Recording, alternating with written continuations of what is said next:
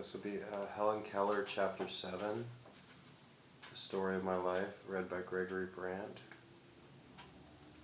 The next important step in my education was learning to read.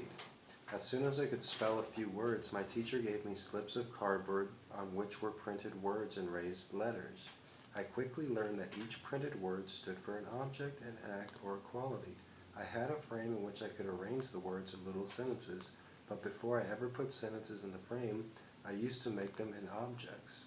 I found the slips of paper which represented, for example, doll, is, on, bed, and placed each name on its object. Then I put my doll on the bed with the word is, on, and bed arranged beside the doll, thus making a sentence of the words and at the same time carrying out the idea of the sentence with the things themselves. One day Miss Sullivan tells me, I pinned the word girl on my pinafore and stood in the wardrobe. On the shelf I arranged the words is, in, wardrobe. Nothing delighted me so much as this game. My teacher and I played it for hours at a time. Often everything in the room was arranged in object sentences. From the printed slip it was but a step to the printed book. I took my reader for beginners and hunted for the words I knew. When I found them, my joy was like that of a game of hide and seek. Thus I began to read. Of the time when I began to read connected stories, I shall speak later. For a long time I had no regular lessons. Even when I studied most earnestly, it seemed more like play than work. Everything Miss Sullivan taught me she illustrated by a beautiful story or a poem. Whenever anything delighted or interested me, she talked it over with me just as if she were a little girl herself. What many children think of with dread as a painful plodding through grammar, hard sums and harder definitions, is today one of my most precious memories. I cannot explain the peculiar sympathy Miss Sullivan had with my pleasures and desires. Perhaps it was the result of a long association with the blind. Added to this, she has a wonderful faculty for description. She went quickly over uninteresting details and never nagged me for the questions to see if I remembered the day before yesterday's lessons. She introduced dry technicalities of science little by little, making every subject so real that I could not help remembering what she taught. We read and studied out of doors, preferring the sunlit woods to the house. All my early lessons have in them the breath of the woods, the fine, resinous odor of pine needles, blended with the perfume of wild grapes. Seated in the gracious shade of a wild tulip tree, I learned to think that everything has a lesson and a suggestion. The loveliness of things taught me all their use. Indeed, everything that could hum or buzz or sing or bloom had a part in my education. Noisy-throated frogs, catalids, and crickets held in my hand. Forgetting their embarrassment, they trilled their needy note. Little downy chickens and wildflowers, the dogwood blossoms, meadow violets and budding fruit trees. I felt the bursting cotton bolls and fingered their soft fiber and fuzzy seeds. I felt the low soughing of the wind through the cornstalks, the silky rustling of the long leaves, and the indignant snort of my pony, as we caught him in the pasture and put the bit in his mouth. Ah me, how well I remember the spicy, clovery smell of his breath. I want a pony. Sometimes I rose at dawn and stole into the garden while the heavy dew lay on the grass and flowers.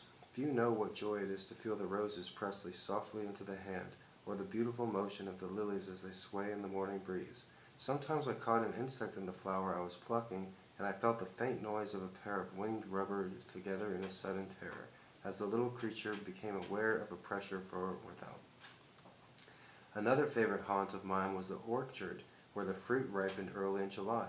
The large downy peaches would reach themselves into my hand, and as the joyous breezes flew about the trees, the apples tumbled at my feet. Oh, the delight for which I gathered up the fruit in my pinafore, pressed my face against the smooth cheeks of the apple, still warm from the sun, and skipped to the house.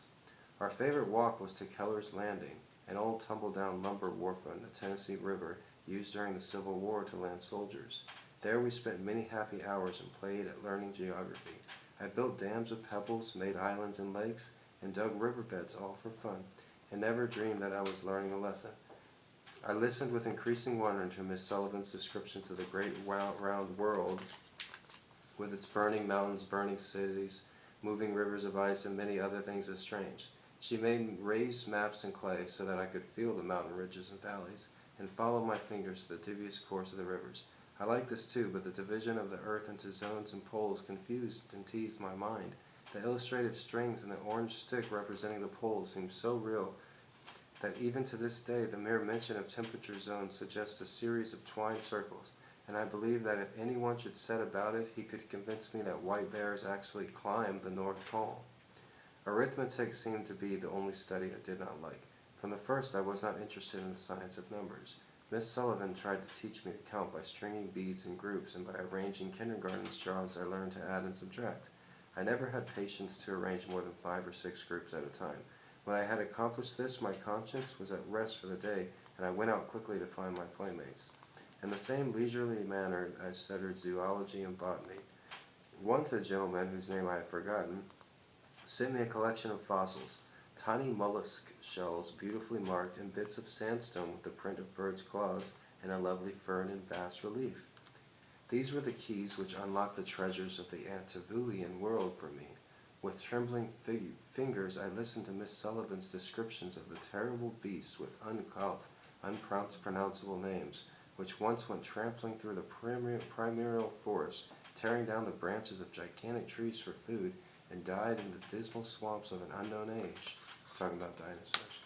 For a long time these strange creatures haunted my dreams, and this gloomy period formed a somber background to the joyous, now filled with sunshine and roses and echoing with the gentle beat of my pony's hoof.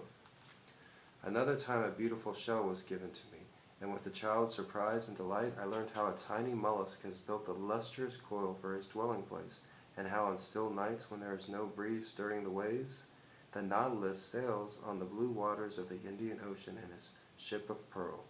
After I had learned a great many interesting things about the life and habits of children of the sea, how in the midst of dashing waves the little polyps build the beautiful coral isles of the Pacific, and the Formerina have made the chalk hills of many lands, my teacher read me The Chambered Nautilus, and showed me that the shell-building process of the mollusks is symbolic of the development of the mind, just as the wonder-working mantle of the nautilus changes the material it absorbs from the water and makes it part of itself.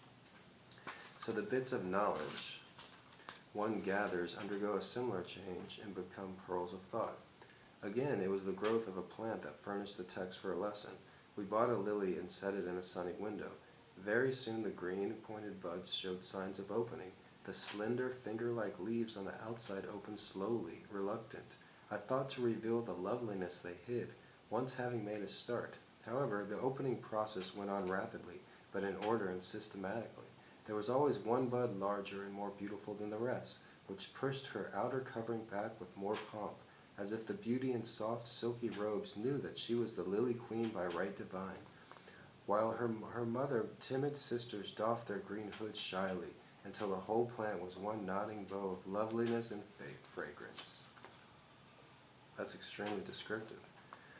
Once there were 11 tadpoles in a glass globe set in a window full of plants. I remember the eagerness from which I made discoveries about them. It was great fun to plunge my hand into the bowl and feel the tadpoles frisk about, and to let them slip and slide between my fingers. One day a more ambitious fellow leaped beyond the edge of the bowl and fell on the floor, where I found him to all appearance more dead than alive. The only sign of life was a slight wriggling of his tail, but no sooner had he returned to the element than he darted to the bottom, swimming round and round in joyous activity. He had made his leap, he had seen the great world, and he was content to stay in his pretty glass house under the big fuchsia tree until he attained the dignity of froghood. Then he went to live in the leafy pool at the end of the garden, where he made the summer nights musical with his quaint love song. Thus I learned from life itself. At the beginning I was only a little mouse of possibilities. It was my teacher who unfolded and developed them. When she came, everything about me breathed of love and joy, was full of meaning. She has never since let pass an opportunity to point out the beauty that is in everything, nor has she ceased trying to, in thought and in action and example, to make my life sweet and useful. It was my teacher's genius, her quick sympathy, her loving tact, which made the first years of my education so beautiful. It was because she seized the right moment to impart knowledge that made it so pleasant and acceptable to me. She realized that a child's mind is like a shallow brook which ripples and dances merrily over the stony course of its education and reflects here a flower, there a bush, yonder a fleecy cloud, and she attempted to guide my mind on its way. knowing that like a brook it should be fed by mountain streams and hidden springs, until it broadened out into a deep river, capable of reflecting in its placid surface billowy hills, the luminous shadows of trees, and the blue havens, as well as the sweet face of a little flower. Any teacher can take a child to the classroom, but not every teacher can make him learn. He will not work joyously unless he feels the liberty in his, whether he is busy or at rest.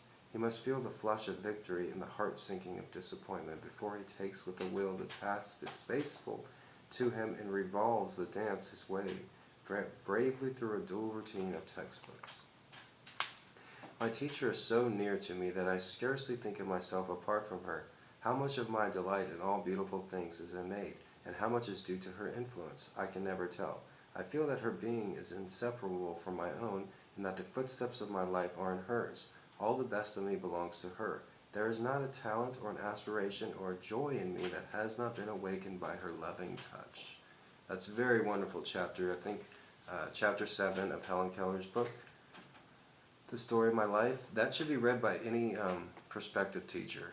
I actually just got hired as a teacher today. I actually got hired about 6 months ago, but finalized the paperwork today after I threatened legal action of discrimination. I am in Hawaii here. However, you get haters wherever you go, including in the teacher's business. And I know teaching is something that I'm going to be really good at. I enjoy learning, and I enjoy explaining and teaching things to people. For example, look at this chapter that I just read. It's coincidental I was just hired as a teacher today, and I read this chapter 7 of Helen Keller's memoir, which I recommend every teacher should read. She describes how important her teacher was to her, and how beautiful her teacher was, and how she made learning fun. I'm not talking beautiful in a physical sense. She made learning inspirational, and everything was an activity.